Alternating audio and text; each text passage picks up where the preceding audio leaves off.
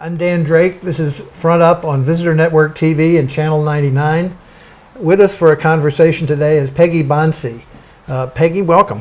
Thank you very much. Thank you for having me. You are a life coach specializing in aging, but we're here really to talk about your book that's just come out. And the book is called Silver Linings, what 5 women taught me about aging, something to that effect. I can't read it, but anyway, why don't you say what it's subtitled? Okay, it's what 5 silver linings, what 5 90-something women taught me about positive aging. And these women are all? They're all Nantucket residents. They are actually Washashures, but they live the predominance of their adult lives here. Are they all Washashures? And they are, yeah. And I met them once I came here and started spending my summers here. I came here the first time in 1968 on my honeymoon, and then we bought a little cottage later on, and I got to meet the people and these women in different places, and I just found them very inspiring and fascinating. What was sort of the common theme of these 5 women's lives? If there was they one. they were all very different, and of course one common thing is they grew up during the Depression. They're all 90-something, so they grew up during the Depression, came of age during World War II, and then lived into the 21st century. So they had lived long lives and had seen a lot. And I just saw their engagement in life. That was one of the things. Another thing was their positive way of approaching things, their great sense of gratitude about what they had. They were not looking at what was in the past and what they didn't have, what they lost. Though their focus was on, I was fortunate to have had those things, and I'm so grateful for what I have now. Do they all have senses of humor? Yes, well, one in particular, Claire, was absolutely hysterical. She's the funniest person I ever knew. Claire was a mother of 10 children, and she always said, well, when people say to me, 10 children, she said, I always said, well, I never had a headache. And so that will just give you a little nugget of Claire's wonderful sense of humor. But they all had Maggie and her whimsical artwork, and the others, maybe, and Estelle was somebody that liked to make puns and liked to make people laugh. But if they didn't make people laugh, they appreciated humor. So humor was a piece. Another piece was reaching out beyond themselves. They, 2 of them worked at the hospital thrift store, volunteers into their 90s. Estelle, 94. I had one of the best conversations with Estelle at the thrift shop? At the thrift shop, although I knew her from church, but and she told me that she had just redefined her life purpose. And usually people don't tell you that. As a life coach, people come to you to help define it. And she said it was to make people laugh. And I think she did that. Is there one of them that, I don't want you to pick a favorite, but is there one of them that sort of stood out in terms of their attitude and their accomplishments and so forth, or are they all so different that... They're all very different, and it's funny because a number of people will ask me, did you have a favorite? And I would say at different times... Different favorites. Different favorites, depending upon, because they all had their certain ways. Lilma was a very traditional servant's heart person, reaching out well into her 90s. So they all, in their own way, serve me. I say in the book, as I was writing the book, I came down with Bell's palsy up here, and dealing with that and all the treatments and everything else, I was in such a wonderful place because I was writing about these women, and they were so inspiring because they were. It wasn't that they were these crazy optimists that were pie in the sky, but they had a balance of optimism and a little bit of pessimism, a little bit there to just kind of stay grounded and to troubleshoot and get things done. Most of them, were all of them married? Yes, all of them were married. And most of them, were, some of them at least I know, were widowed for a very long time. Yes. Claire, for example, was widowed when she had 8 of her 10 children still at home.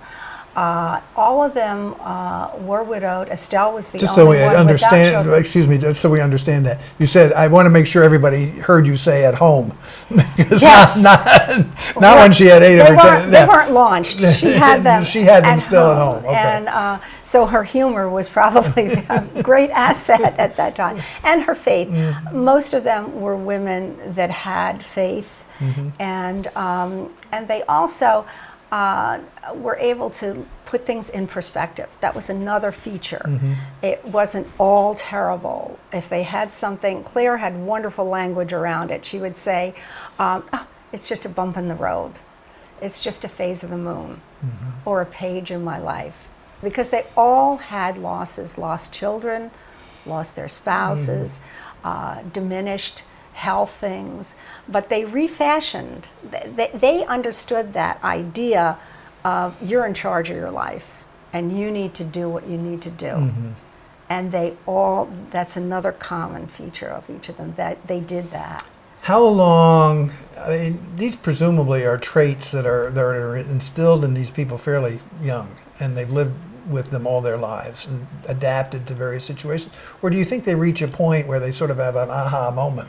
Not necessarily consciously, but... Well, they may have. I mean, one of the things that, the features that I talk about in the book, that their attitudes and practices, they are things that you can learn. You didn't have to come in your DNA. Right. They are learned. And so I was always fascinated with resiliency and that kind of thing. So I think that they built on each of these through their life, but as a life coach, I would also say it's not too late to start. You can decide, make decisions, and it was Maggie had little in her poetry, which I love.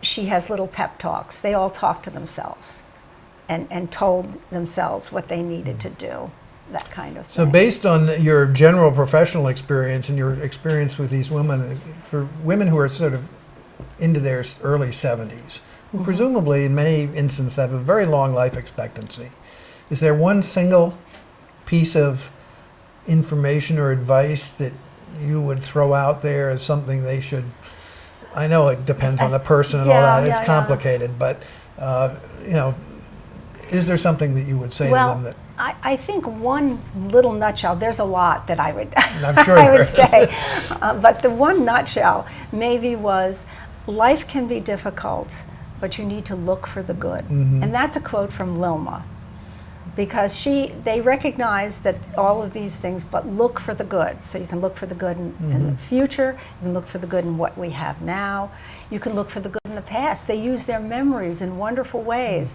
They didn't look at the bad things, they look back and revisit those wonderful experiences, and it just changes even your body chemistry and how you feel, your sense of well-being, visiting those. I know, I'm sorry, go ahead. Go ahead. So I would say look for the good. That's very, very pungent advice. And she noted, it's hard to find sometimes. It's not like an easy task. That's true. Yeah. And I guess one of these women has passed on. 2 of them, actually. Have. But are the other 3 still talking to you now that the book is Oh, out? absolutely. and I will say they all gave their permission, they all got to hear the final manuscript and everything, so they could, tell me. I think it was for some of them a bright light in a difficult winter. That it was something, and Claire, for example, has children in Denmark, daughters in Denmark, and she was tickled that she could be sending it over there, and she could inscribe it. She said, "Oh, they asked me to inscribe it," So I think it's the idea of the book was to honor the women who were so gracious to share their wisdom with me, but also to share it with others. And so they were open and willing to do that. So I think that was So I think that they have felt good about it. One last question. Sure. Does this apply to men too? I believe it does, and I have had feedback from men who say, Peggy, this is universal. This is not just for women. This is universal. And one gentleman said, I had some of the wisdom from your book help my family in some of the decisions they were making. So I think it's pretty across the board. And because it's about well-being and enhancing your well-being. And so that isn't gender specific nor age specific, really. That's great. Well, Peggy Bonsee, thank you very much for being with us. Is the book available? Yes, it's at Mitchell's and it's at Island Variety. That's great. Thank you very much. Okay, thank you Peggy for Bonsee, having the me. author of Silver Linings. Thank you, Peggy. Thank you for having me.